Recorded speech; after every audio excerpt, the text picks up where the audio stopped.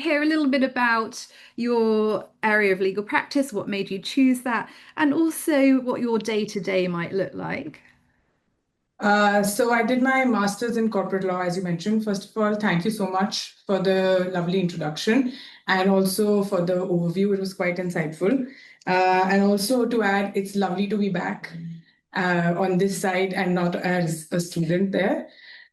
So I've done my master's in corporate law. So I did not had it figured out from day one. So of course, I wanted to get a hold of find my own ground. So in order to do that, I did various internships over the years during my undergraduation. So I did my internships in litigation. I did it in a in-house setting, in-house legal environment. Then I also did it in corporate law. I did it in arbitration. So I did various internships just to get to know the skill set that interests me the most, because I truly feel that if something interests you, you love to do it, then you will enjoy doing it and everything will follow. So I think that was one of the key aspects of the motivation behind choosing corporate law, is because that was one area of practice that really intrigued me. Like, it is dynamic in nature, it's ever evolving. It makes you curious because you're interacting with individuals from different industries. It's not just one area. There are people from renewable energy, there are people from automobile industries, the fashion industry. So it just expands your horizon so much. And also that it's completely, it's a new challenge every day. It's not monotonous. So that was my main motivation to choose corporate law, and I don't regret my decision. I'm truly happy doing this. And apart from that, what my day to day looks like, a typical day for a corporate lawyer would be, just advising clients, reviewing contracts, reviewing opinions, making opinions, drafting, and working together with colleagues. A lot of hand holding and a lot of problem solving. So that's a typical day that's there. It's not very glamorous. Every day is not glamorous, but I would say it's intellectually satisfying. So if you learn at the end of the day, I have even one thing that I've learned, I think that's a good day for me. So that's what I would like to add. Thank you. And I think that's such good advice about trying to get that experience and to really learn what you want from your kind of day to day. And Ashutosh, if I could ask you the same question about your motivation and your day to day as well.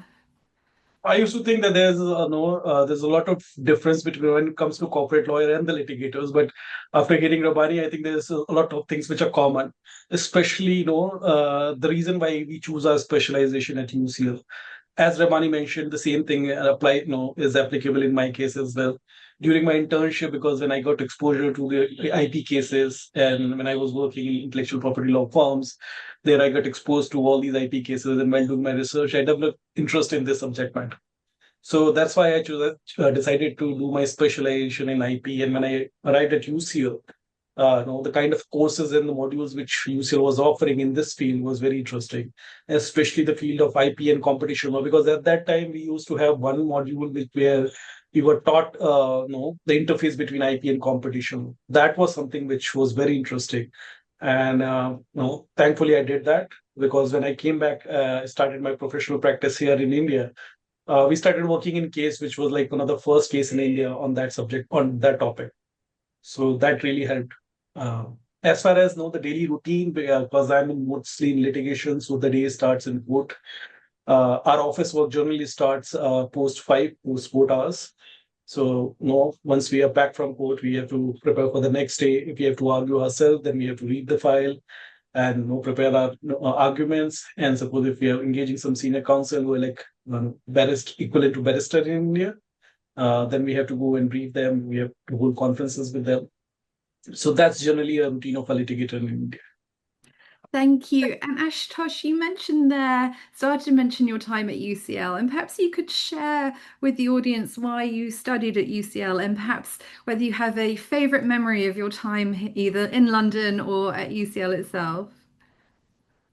So as I said, that I was interested in doing a specialization in IP law, and when I was doing research for my master's, which universities to choose, the kind of courses and modules which UCL was offering was very interesting, and if I can say that it was ahead of its time, because now the kind of cases which we are looking and handling in India, the fundamentals of those kind of disputes were already taught to us during that time in 2010. So that was one of the reasons, because for especially for my area of interest, UCL was one of the best university at that time. And uh, as far as the memory, there's so many memories memories from UCL and London. But I think one thing which I miss now, because at UCL we used to have participate in so many societies. There are different societies. One of the society which I was a member of was debating society, and there used to be debating competition not only in London but also like in other cities like Nottingham, Birmingham, Bristol's. So because of these debating competition, we used to travel a lot and interact with the students from different universities. So that was one of the memorable time in UK during my LLM days. Yeah, we very much keep up with that tradition of a vast array of societies. It often amazes me when students talk about the various societies they're a part of. Yeah, there's pretty much, if you're interested in it, there will be a society for it here. But it was great to hear that not only did you get to engage with the debating society, but allowed you to travel the UK as well and see what we have on offer. Rabbani, perhaps if I could ask you that same question, why UCL Laws, and do you have a favorite memory you could share with the audience? So I think as Ashutosh said that, when I also wanted to do my master's and I wanted to specialize in corporate law, and UCL has always been ahead of its time. He's correctly mentioned that. And while researching on that aspect, I think UCL was the only university I applied to. It's also because I knew that apart from getting education that's at the highest level, I'm also going to be in a vibrant city, a cosmopolitan city, where I know apart from academically in growing, I'm also going to go through a huge personality development. So that was one reason why UCL. And also, um, coincidentally, the module that Ashutosh also spoke about, the competition law into IPR, I also did take that module because of the interdisciplinary nature of that module. So when I was choosing my modules, I wanted to have a big mixed bag of areas, because corporate law, as you know, that it is very vast. And today a company will not just have a transactional issue. There could be an IPR issue, there could be a competition law issue. So that the specialization that I was getting, the basket that I was getting to choose, it gave me that skill set of dealing with varied problems that a company or a corporation might face in the future. So that was one of the major reasons of choosing UCL. So favorite memory, I think there are plenty, but apart from, just the thought of walking around the city, like we can walk around anywhere, everywhere, the by lanes, you will start maybe at your Covent Garden, reach Big Ben, and you won't even realize, thanks to good weather also, which we don't get here in India much. And I'm personally a big foodie, so there is so much good food in London. So that was there, and yes, the societies are a big help, because you're just not meeting new people, but you're also getting a platform to just go ahead with your hobbies. Like there was a hiking society, there was a walking society. So, you could go on like those small tours on that. So that was all those are very, very, very fond memories that I have from London. Yeah, and that interdisciplinary approach you talk about and the need for that in practice is so true. And I think that's one of the motivations behind the MLF is if you're going to be a corporate lawyer, you need to understand economics, you need to understand management. You can't Yeah. just go in and say, well, I know what the Companies Act says, as important as that is. So Rabbani, perhaps I could ask you, I mean, I think you've both touched on it already, but how your legal studies really helped you prepare for becoming a leader within your profession. So I would say that it's actually the foundation of your personality because it's not just giving you insight into, it's not academically aligning you to the profession that you're choosing, but it's also giving you that confidence of self-awareness or to make valuable judgments and, create an environment where your client or your seniors or your juniors can trust you. So not just judgment wise, but your opinion wise also. So, and one other thing that I learned is that during our examinations, because the examination structure that we have in India is very different from what we got to see in the UK at UCL. So I think one of the major things was that there is no wrong or right answer. It's just how well you present it, how well you defend it, and how confidently you put forward your point. And that's where you win a case. That's where you win a negotiation, or if you're on this side of the table. So that ability to make those independent decisions is one thing that I learned in my profession, like to become a better person in my profession. For me, I don't think leadership would be meaning something hierarchical. It does not mean authority. It means that you have that ability to give a proper, valuable judgment to the person sitting across. That's all. And that is what UCL gave me. It gave me that exposure because we are there with people from all over the world. It's not just from India. It just gives you a different ideas behind what people think, even in terms of their idea of a good lawyer. It can be very different from what we have here. So all these combine and make it maybe make it a better person to have a good opinion and a valuable opinion.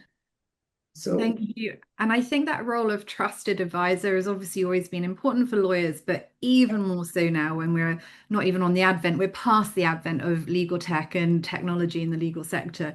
I think us as trusted advisors is critical in supporting our clients and distinguishing what we can offer and what we do offer, more importantly, in comparison to the vast array of tools that are coming to augment, but not replace, hopefully. Ashutosh, if I could just ask you the same question as well, and how your studies helped you become the leader you are as a partner in your firm. So I agree with Rabbani, that any educational institute, what the best thing they can do for their students is to provide a strong foundational basis. And I think UCL did the same thing for us, especially when, as I mentioned earlier, that one of the course which I did was about the interplay between IP and competition. And when I resumed my practice here in India, I was fortunate enough to work on a case which was like the first case in India where this issue was involved, the interplay between these two fields of law. And because of I had the basics already cleared in my mind during my LLM, so it was easy for me to understand what are the real issues involved in that case. The second thing, when I joined UCL, one of the doubt which I had was that I didn't have a science background, so I did I have few science subjects in my schooling, but not as a graduate student. And I chose IP, and patent law was one of the the important module in that in IPR. So I had this doubt whether I should opt for that module or not. So I asked a lot of professors, and I it was Dr. Matt Fisher who gave me very good advice at that time, that that as a lawyer you're not supposed to bother about the nuances of the scientific technical details when it comes to the patent law dispute. You have to just work on the fundamentals of the legal principle. And I took his advice. I chose patent law as one of the module, and back in India, I ended up doing patent litigation. So currently, we are handling a lot of SEP litigation. Those are highly technical disputes. But despite not having science background, I never felt that lack of confidence that I cannot deal with these cases. So again, thanks to UCL and Dr. Fisher's advice, I was ready for this. And a perfect example of what we were talking about earlier about the close connection with leaders in their field. Matt, who, if you know his work, is very well cited in the courts here and beyond. So I'm delighted that it was so immediately useful to you, Ashutosh. And perhaps if I could stay with you, Ashutosh, what do you think are the skills a good lawyer needs? So, we've got people at the beginning of their careers on the call. What skills should they be reflecting on and developing as they start to enter into their career? Well, no, from my limited experience as a lawyer, now I can say that no, it's not one set of skill which will make you a good lawyer, but it's combination of various skill. But now one thing which I believe plays a very important role is your analytical thinking, because then you are able to identify real nub of the matter or the bone of contention between the parties.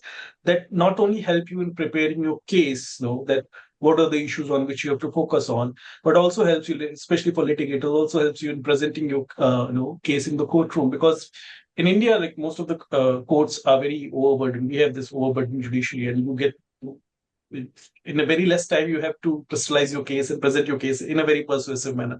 So if you have that analytical thinking and you already crystallize the issues there, that will help you in presenting your case in litigation as well. Thank you, Ashutosh. And perhaps, Rabbani, I could ask you the same question about the skills you think a lawyer needs. I agree with Ashutosh when he says that there is not one particular skill. It's always, I think or you're always developing new skills, and some way or the other they'll keep helping you out. Apart from his point about analytical thinking, which I think is a very important skill for a lawyer to have, because if you can't think on your feet, it's very difficult to navigate through a problem. Apart from that, I would say that there are a few, like you could say clarity, because you have to have clarity not just in written communications, but also in your oral communications. Because if you can't put forward something clearly, it goes to waste. Then there would be, you have to be curious, because you have to have that fire of keep on learning, like be curious, keep asking questions. It could be anything. And if you don't ask questions, you're not curious, you will not learn. And then there would be, I think one of the most important things is to be dynamic. Because law is an ever evolving subject. There are something that you're learning today, and after a few years, it will be completely invalid. So you'll have to unlearn that and learn something new. So you have to be dynamic in nature, or else it would be very difficult to navigate in this profession. Thank you. Yeah, and I think that curiosity and dynamism, they really go together, because like you say, without the curiosity, it's very difficult to be dynamic and to be able to shift with emerging trends. And if you're able to keep those fundamental legal principles in mind, but apply them to new and emerging situations, that's where you can really stay ahead of your sector. And we saw that, for example, with the advent of smart contracts. How do we take contract law principles but apply them to this new and emerging technology? And if you lack that curiosity and that dynamism, it would be quite challenging to respond to those types of issues. Rabbani, could you perhaps share, we've been talking about your student experience, but perhaps what's the most valuable lesson that you learned later on during practice that you could share with the audience? I'm still learning. I think I'm still, as Ashutosh said, limited experience. Mine is much more limited than even his experience. So I'm still learning, and that is one valuable lesson that is there, that to have the acceptance that I have to keep on learning. And it's not just learning in the sense of what's going around the world, what's happening in the legal field, but also you can learn from your seniors, you can learn from your juniors. That sometimes even they teach you something that you might not know, because everyone cannot know everything. So that was one thing. And that you don't immediately need to have answers to questions or problems, because it's better to have clarity and the correct answer, because accuracy is key, rather than jumping to conclusions and doing something half-heartedly, because then that would make no point. Like you want to give an opinion that is rooted rather than just at the surface level. So as I said, I'm still learning, but these are a few lessons that I think have been inculcated in me as far as my experience has been. Thank you. And Ashutosh, if you could share your lessons learned with us, that would be much appreciated. One thing which I've learned that there are no shortcuts but hard work when it comes to legal practice. And Rabbani correctly mentioned that we should open for learning from everyone. When I entered the profession, to be very frank, the the the person who was like your apart from your mentor, your seniors, apart from that, there's the staff also with whom you work, either the court clerks or the supporting staff which work them. They also provide some advice, some insight from courtroom practice that will help you in learning. I can think of one instance where one of our clerk he came to me and he said that that I've seen a lot of young lawyers. There's something called in India when it comes to drafting, we call it supporting affidavit. It's just nothing, but it's a statement on oath. It's a two-page document. Most of the time, it's already a draft is prepared. You have to just change the details with the person who is making that statement and next with that. But he told me that it's always important that you prepare a first draft from scratch rather than just making some modification in the existing draft. Later on, I realized the importance of that advice because there are a lot of various important statement in that document which has to be there. Otherwise, your entire case can be thrown off if that statement is not there. So it's only if you draft from the scratch, then you realize what is the importance and relevance of every statement, every line in that document. So as Rabbani said, that you should open for learning from everyone. There's such important points, that notion of building those relationships with everyone, not only because that's being a good citizen and it's being an engaged citizen, but it's amazing where you learn from. And like you say, that need to know how documents work line by line is priceless when it comes then to doing the perhaps more difficult work later on and understanding the interaction with it. Ashutosh, could you share a story from practice that really makes you feel proud? I mean, we've obviously heard some of your incredible cases already, but yeah, perhaps if you could share something that you have that sense of pride, we'd love to hear it. So I think there are various moments where I've felt, if not proud, good. But there's one case, as I mentioned about this, now the first case of involving issue of IP and competition law interplay. That case started in somewhere in 2013. We filed a writ petition challenging the jurisdiction of competition authorities and IP matters in late 2013, or somewhere in November and December. Went on till 2020, till last year, till 2025, from first instance till Supreme Court of India, and at the first instance we lost, and after that most of people told us that what you're arguing and what you're looking for, it's impossible to achieve because no court in the world will say that the competition authority cannot have any say when it comes to IPR issues.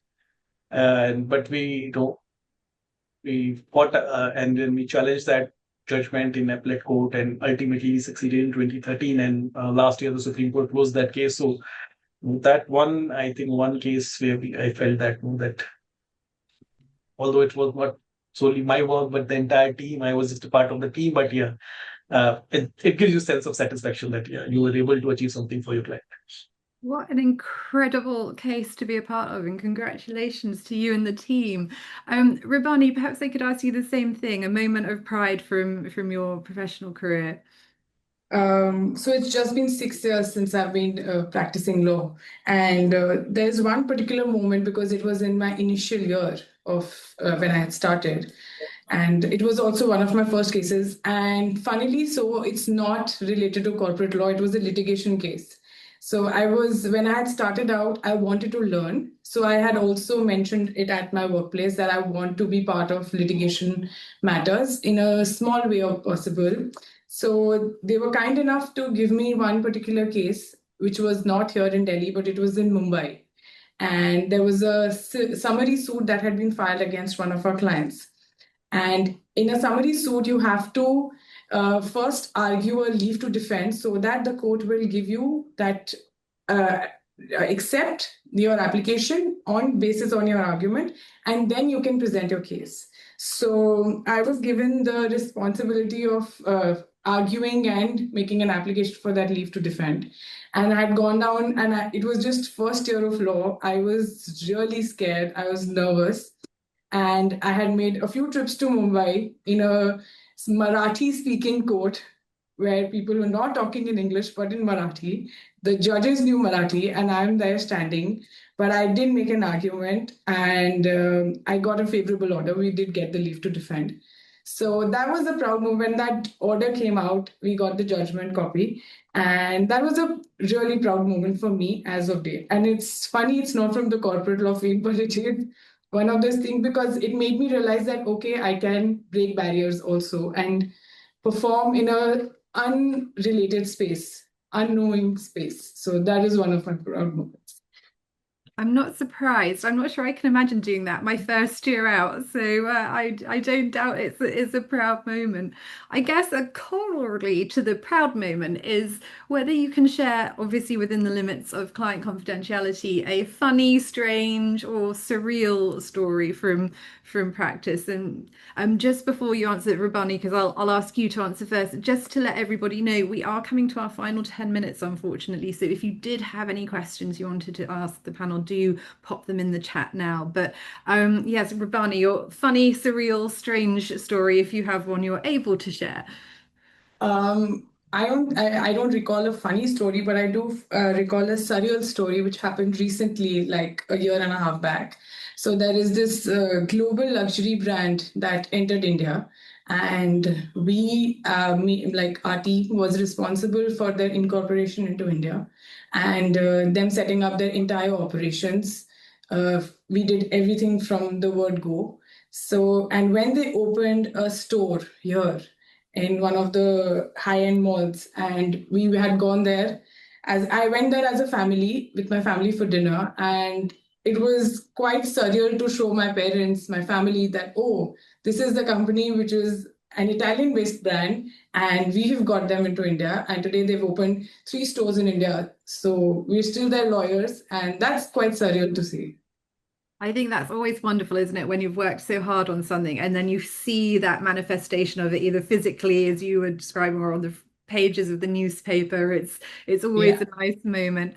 Ashutosh, could we ask you the same question, whether you have anything you're able to share? Funny, strange, surreal, your pick. In courtroom on a daily basis, you encounter something, which is funny. But I don't know whether something is funny for a lawyer. will amount of funny for prospective student or not. But there's one instance, and there is a UCL connection to that incident as well. So it was not in my case, but because we were in courtroom, so we witnessed that. So in Supreme Court, on a typical Monday, when the court has to admit, so you'll have to convince you get just 3 minutes to convince the judges to admit your case so that they can ultimately decide it on merit. So you have to you put your best foot forward.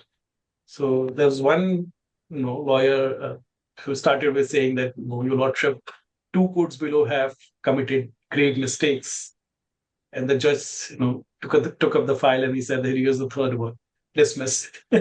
So that was very funny for us. Unfortunately, not for that lawyer who was trying to persuade the judges, but the judge who dismissed that case in that fashion was a UCL alum. So yeah. We have our ongoing influences. Yeah. Thank you, Ashutosh. And then I think starting to bring the conversation around again and a bit to start to conclude our time together. What's one tip or one thing you wish you'd known that you would pass on to future university students? No, I will. The one advice I can give is to be very clear in your objective. And because when you're going to pursue masters from abroad, it's just 1-year course. So you have to be very clear in what you're looking from that course. Second, the time management, because as we discussed, you'll get to do a lot of things in London, especially at UCL. So you have to manage your time properly so that you can get exposure of everything, not only your studies, but also if you want to travel, if you want to interact with no lawyers there, or interact with law firm partners, everyone, participate in different society and extracurricular activities. So time management is one of the key. Yeah, I think that's so important with so many options on your doorstep, as you say, keeping that central focus on what you want to do when you want to do it is so critical. And as you say, an important part of your studies here are exploring London and Europe and the surrounding areas. So trying to make space for it all is critical. Rabbani, if I could ask you to share your tip that you would pass on to future students. I would say that rather than focusing on, apart from what all Ashutosh has said, is that apart from like, because when we are undergraduates or we're even doing our undergraduate studies, the first thing that comes in our head is making 5-year plan, 10-year plans. Don't focus on that. Focus on building yourself, focus on building your skill sets, focus on learning, focus on, just being curious rather than focusing on these plans. Because if you build upon all these skills, your plans, you will surpass your plans for sure, because you'll be enjoying. And also, I would say relax. You have 1 year in London, apart from like being in academics, just enjoy yourself also, because that is where your personality will be developed. That's where you will get exposure at a global level. Like it is lucky to be at you. Like I think I was extremely lucky to be in UCL, because the kind of exposure I got to different cultures, different people. I'm still in touch with people who are living in Malta, in Sri Lanka. So these are countries where I would not normally get to interact with people from. So that is, so make the most of that opportunity that you're getting, apart from building your skill sets. So that's there. And like, if your skills are built enough,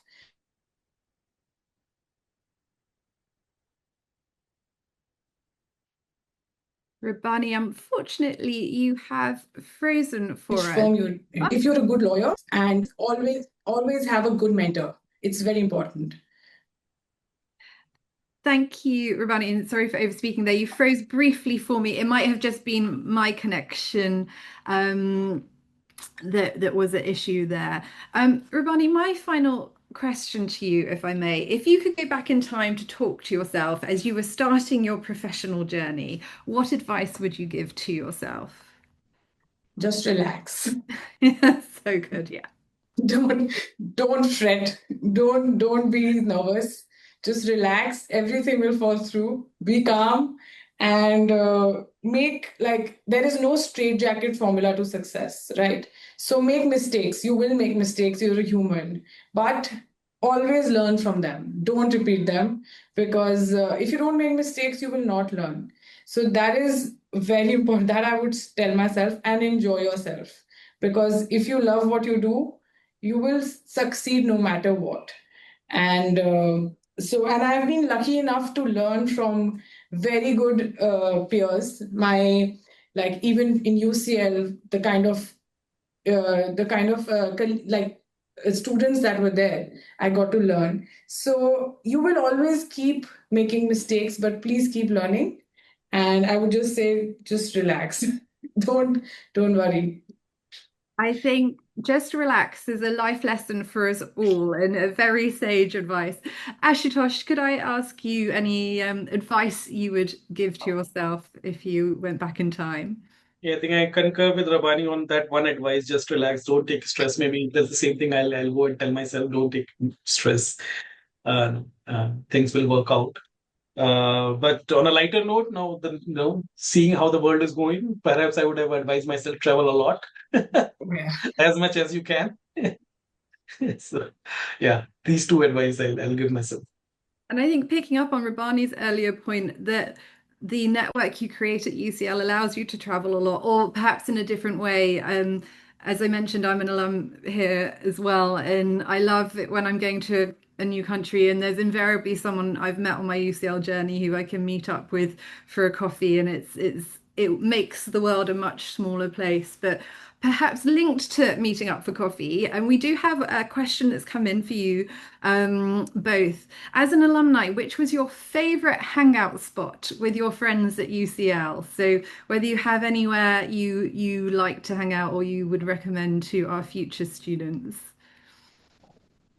Depending upon the time of the year, if it's an exam time, it may be perhaps library, but rest of the time, maybe Bloomsbury Cafe, the Union building. So there's so many spots, that's Yeah, and the union buildings as well have not so long ago undergone a bit of a renovation. So we have a new student centre, which is deeply impressive. And it's a great way, picking up on both of your comments as well, to have that kind of interdisciplinary connection, because you go and you hear students from all the other departments and you get to meet them. So it's a wonderful place. Rabbani, did you have anywhere else that you would recommend? I think at UCL, just to hang out, we would go to the main quad Yeah. because there's nothing more iconic to sit there in the gardens and just soak in the whole UCL experience. But apart from that, yes, we used to go to the library a lot for our reading, the Bloomsbury Cafe. So those were places in UCL where we used to go. And but outside UCL, I would say on a nice summer day, go to Hyde Park with a Pims in your hand and a book to read. You'll enjoy yourself. Absolutely. The quad is that iconic image of UCL. So you must get your photograph there when you spend your time here. And as you've both said, being nestled in the heart of Bloomsbury, it's just an integral part of London's creative history. And you read any book based in London, at some point you'll have a mention to Bloomsbury, I'm sure. And there's a lot of places you can hang out around here and really soak up that atmosphere.